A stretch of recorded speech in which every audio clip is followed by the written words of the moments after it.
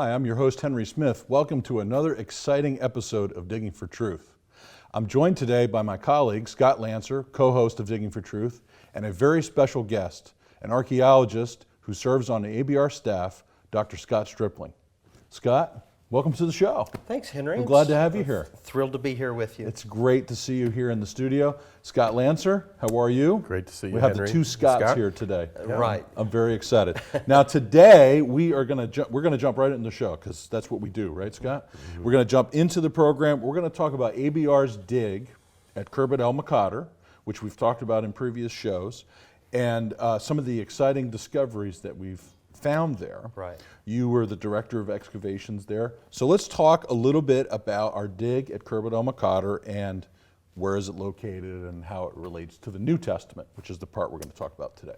Okay, well, Khirbet el-Maqatir is 10 miles north of Jerusalem, just Highway 60 straight north. And the dig actually started in 1995. There was an 8-year break in the middle during the uprising or the Intifada period.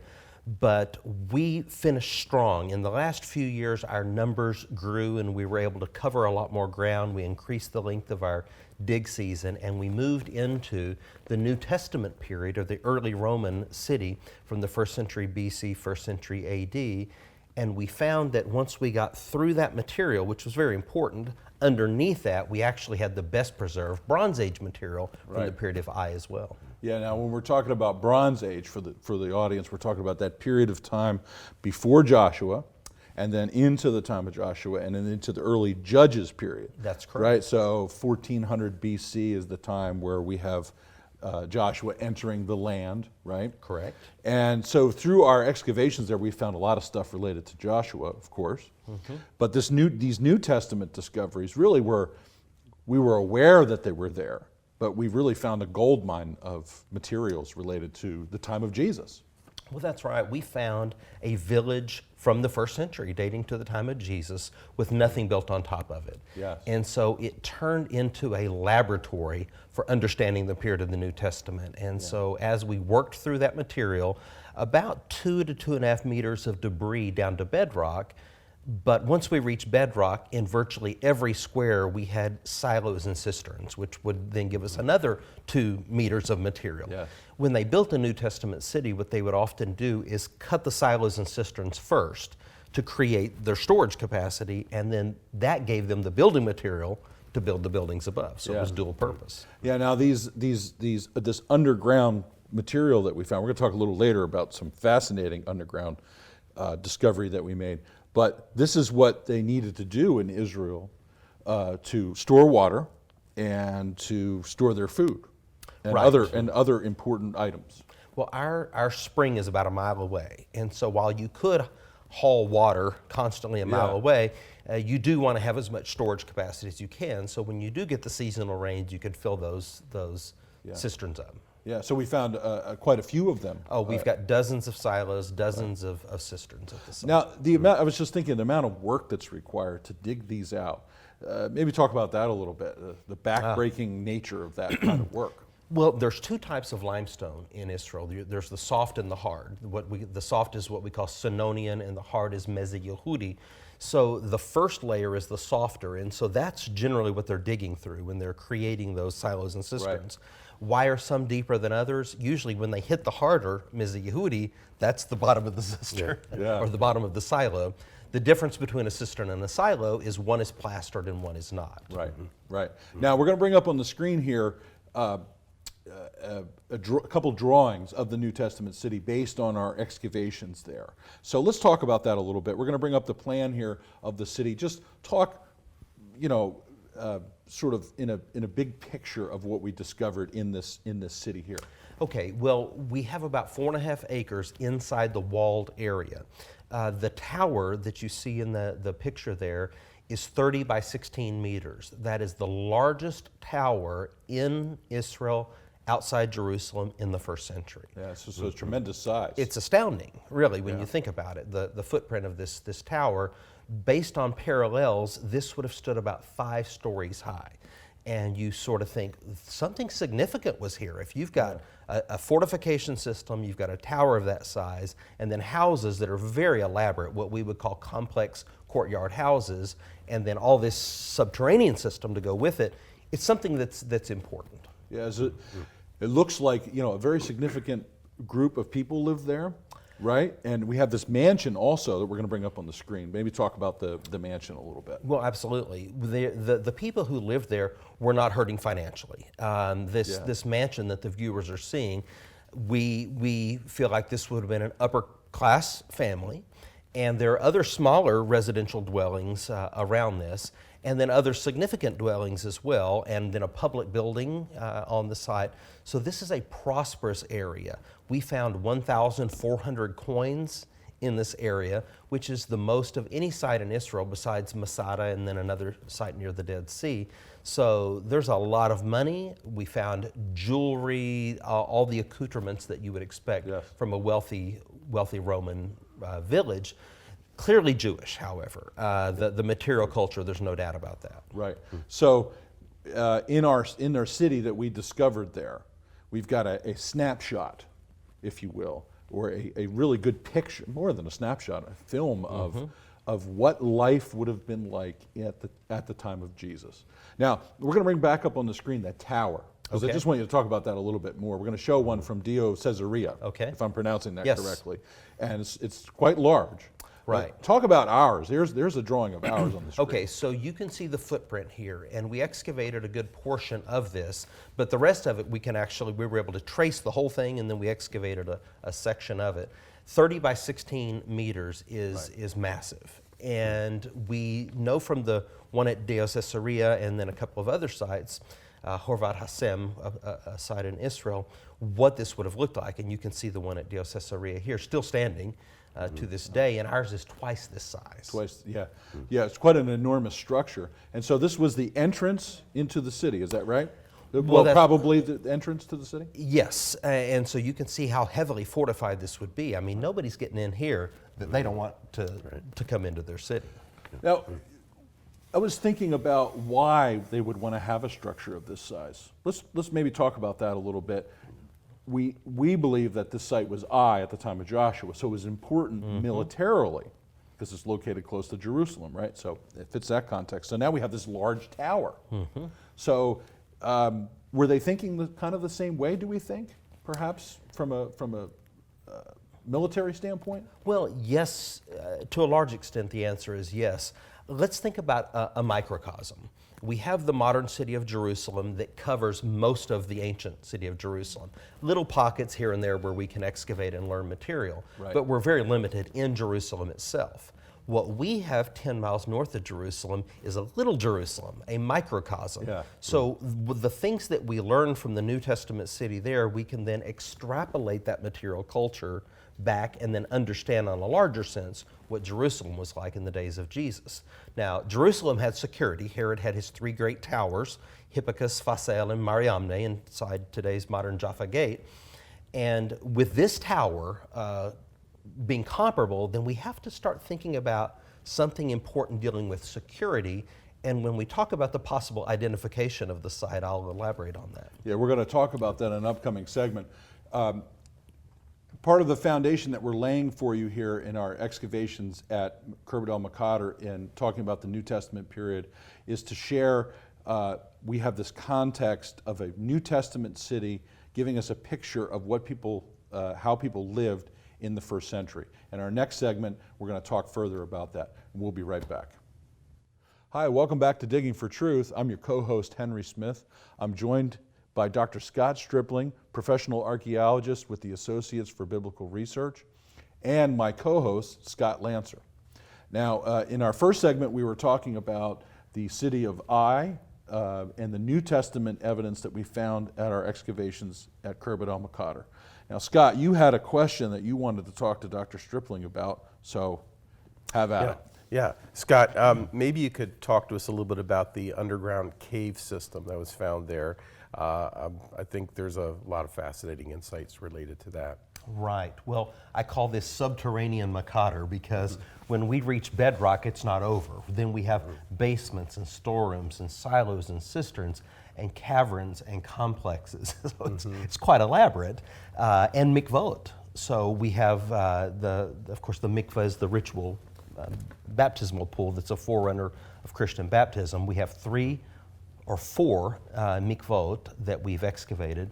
We have dozens of silos, dozens of cisterns.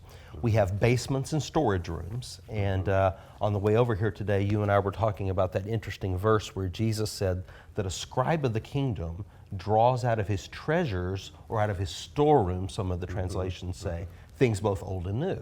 Well, we now know what New Testament storerooms look like, that you would draw out of.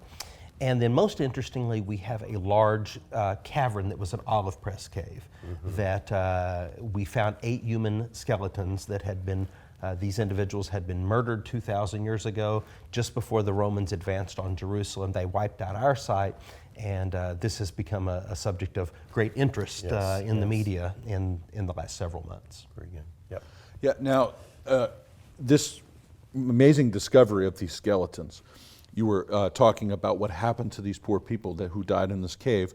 Talk a little bit about how we've identified them and about Vespasian's campaign as he comes down. We're going to show a map of that on the screen. So just if you would elaborate on some of that for the audience, please. Well, Vespasian is leading the 10th Roman Legion. In 69, he comes through this region just north of Jerusalem, and they're wiping out any resistance. And when you've got a tower like that, and a fortification system like that, that's going to catch their attention. And from reading Josephus, we know that these people were given the opportunity to surrender, and very few of them did. Right. And so apparently these folks at Maqatir resisted, and Vespasian and the 10th Legion, it appears, wiped out the site. And in the olive press cave, we found attached to it a hiding system that they had dug. And in this interconnected system, 8 human skeletons. And we finally determined that 7 of them were female, 1 was a young adolescent, pre-adolescent male. And we did carbon dating on the bones, and they dated to the mid to late 1st century, which is exactly what our pottery and our coins had pointed to as well. Apparently the men died up top in the tower, where we also found Roman arrowheads embedded in the entrance to the tower. Oh, is that right? Along with ballista there. And in the cave itself, we found the same type of evidence. So these women and children who were hidden down there were apparently found by the Romans, and the last minutes of their lives must have been terrible. Yeah. I was wondering, Scott, how did they determine that it was 7 women and this adolescent boy? Okay, well, that's a good question, Scott. The bodies were disarticulated, so we were finding skulls and femurs and all these different bones, but they were disarticulated. For one thing, wild animals may have come in after they were killed and torn up the bodies. Then we had a bunch of debris that tumbled in, heavy debris that landed on top of them. And then also they may have literally been butchered as well by the Romans. So we took all the bones to our anthropologist, Marina Fairman at Hebrew University, and Marina was able to reassemble all the bones and then give us the gender and the age at the time of death, and also the health condition of these individuals at that time. From some of the bones, we were able to extract collagen to do carbon-14 dating on. Very good. So a couple of the key indicators. A lot of people have a question about dating. How do you date something? You don't have necessarily a note or an inscription that says I was here in 69 AD, but all of this evidence helps us pull it together. So maybe talk a little bit about pottery, because we're going to talk about that in this program a lot, and how important pottery is. Well, pottery is critical. It's probably our primary means of dating. We only have coins going back to about 600 BC. So prior to that, we can't rely on coins. Sometimes we do get good carbon material that we can date, but we really don't like to use that as a single source of dating. We like to calibrate several lines of dating that come Matrix together. of evidence. I like to triangulate and bring 3 different means of dating to bear, and if they're all pointing in the same direction, we can be quite confident of that date. But pottery is our key, and once we learn that pottery and we can date it to the successive time periods, and we find it in stratification, and then we compare it with hundreds of other sites that have the same profile, we're very confident then. Just like the viewers think about the dishes in their cabinet are very different from their great-grandmother's dishes, Yes. and an expert would be able to tell you the difference. Yeah, and we in the modern day would easily be able to know that. We would know, hey, We would that's know. different. That's 60, 70 years ago. Sure. Right. Now, you talked about coins.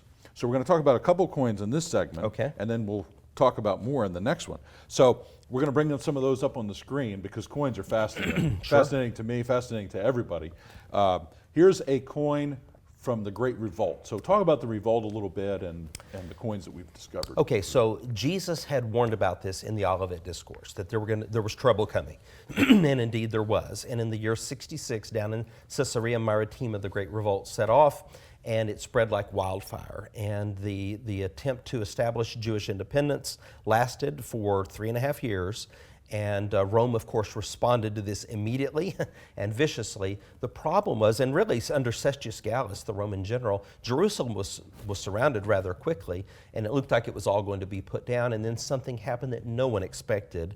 The emperor, Nero, committed suicide in the middle of the war. Right. Now, it's hard to have a war out on the frontier when Nero, the emperor, has offed himself, and it sets off a civil war. And they go through 3 emperors in the next year, Galba, Otto, Vitellius. Finally, they send a message back to Jerusalem where Vespasian is, and they said, we're going outside the royal family. We want you to be the next emperor. Get here ASAP. He leaves his son Titus in charge. He heads back to Rome. And then the siege ensues, and this is when the rest of the sites around the area are wiped out, and Jerusalem itself falls. We're going to talk about the rest of the coins in the next segment, but I'd like to just expand, we have about a minute left, about Jesus' prophetic discourse about this horrible set of events. One, if you could just talk about some of the written sources about the destruction of Jerusalem and just the prophetic words from Jesus himself. Okay, so Jesus in the Olivet Discourse, that's Matthew 24, Luke 21, Mark 13, tells them that in their lifetimes there's going to be a series of events that are going to unfold that are going to be horrific, and that the temple itself is going to be destroyed. Right. And this is what unfolds. We have an eyewitness of that, a man named Josephus. He wrote 2 primary works, Antiquities of the Jews and The War of the Jews. So we've got an entire large volume of hundreds of pages of an eyewitness account of really the fulfillment of what Jesus said was going to happen. We are going to return in just a few moments to talk more about the coins that have been discovered at Khirbet el-Maqatir. And we want you to think just a little bit more about Jesus predicting the future, telling us of these events to come, and as a prophet in the way of his seeing the future and warning people of God's judgment. We'll be right back. Hi, welcome back to Digging for Truth. I'm joined today by my co-host Scott Lancer and Dr. Scott Stripling, archaeologist and director of excavations at Shiloh and Khirbet el-Maqatir.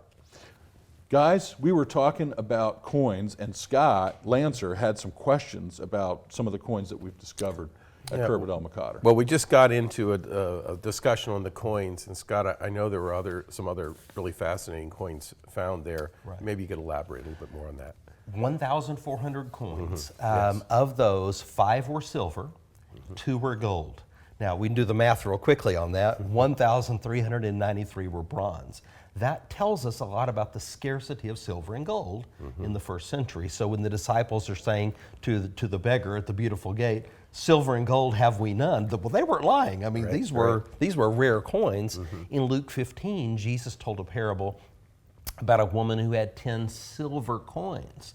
Well, once we understand the scarcity of that, it takes on a whole new meaning, because that's the point of the parable, is the scarcity and the value that the Son of Man came to seek and to save that which was lost. Because she went searching for this coin. If it was a bronze coin, I don't think she would have worried so much about it. But she had to take the furniture out, sweep the house, had to do it at nighttime, so that she could find that coin.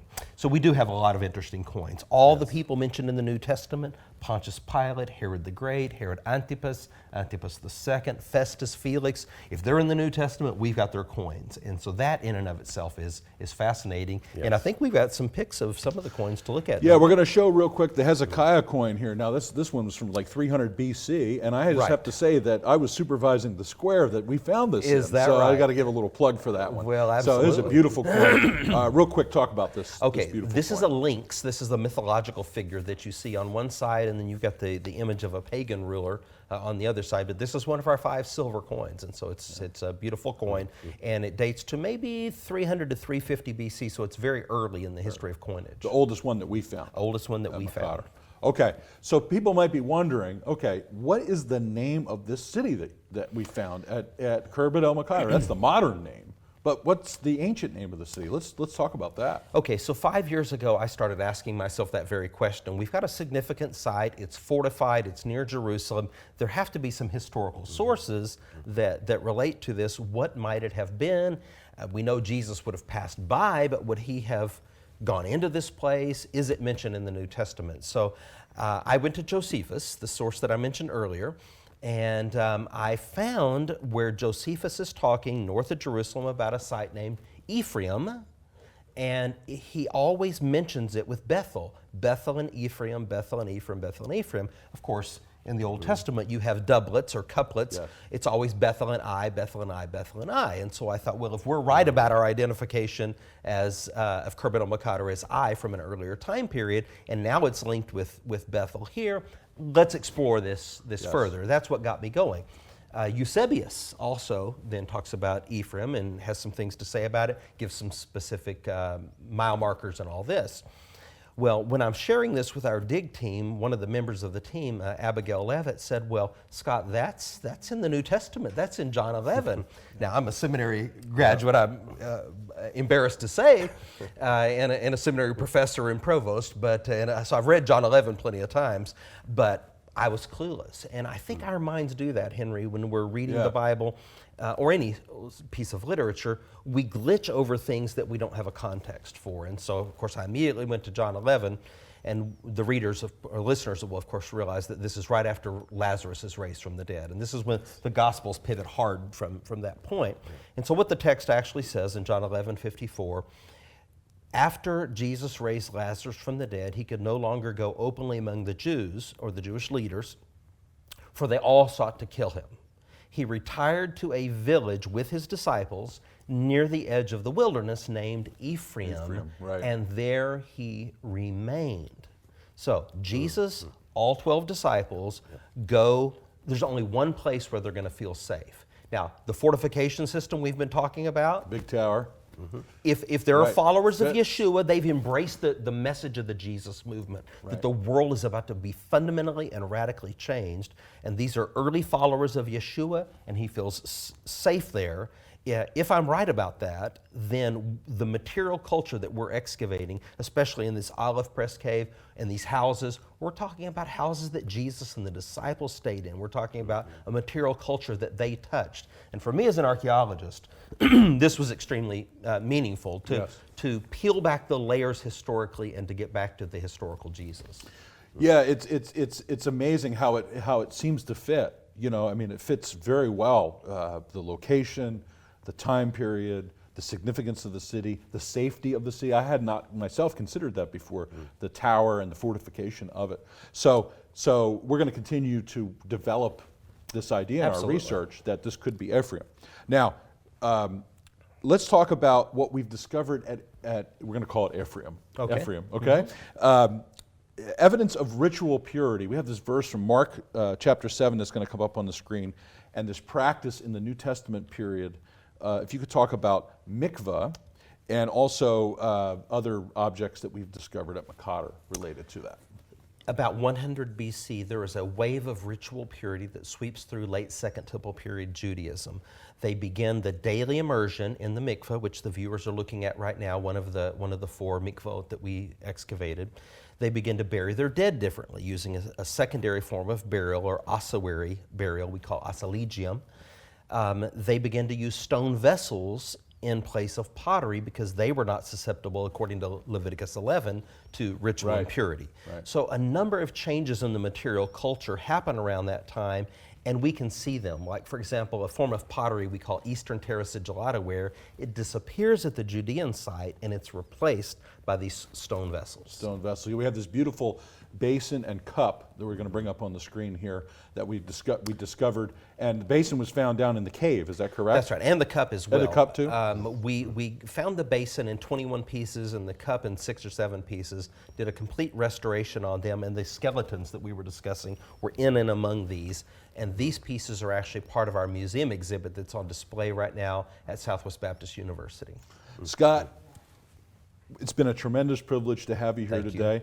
We're so glad that you were able to come and talk about our exciting discoveries, which is just the tip of the iceberg, isn't it? Yeah, it is. Yeah, it is.